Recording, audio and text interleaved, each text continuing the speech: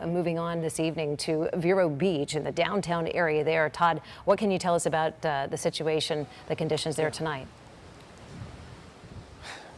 It's been an interesting day, to be very honest with you. We've been all over Indian River County and all over Vero Beach. And like you said, we're right here in downtown. I would say in the last maybe 4 to 5 hours, it hasn't rained. And if it has, it was more of a quick little rain. Nothing too hard, nothing too long, and then it would go away. But earlier, that wasn't the case. Remember now, there was a lot of rain here. There was some flooding. But I would say without the water, the rain coming down to replenish that, I would think that most of that flooding has probably gone. But what we're dealing with down here in Vero Beach is what you hear right now. That is the wind. And we've had some strong wind gusts here. Nothing that is breaking windows downtown or damaging anything, but it's been strong and it's been creating a lot of debris all over the place. Let me show you exactly.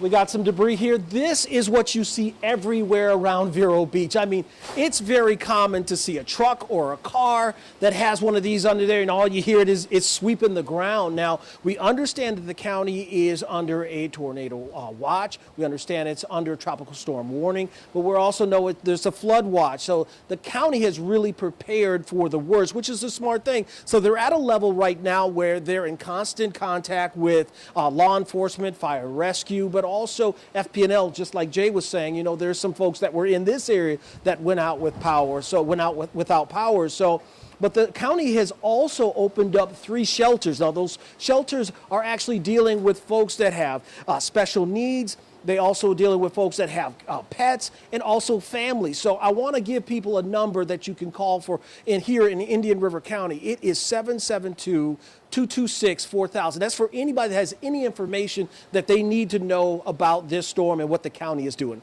Live in Vero Beach, Todd Wilson, WPTV News Channel 5.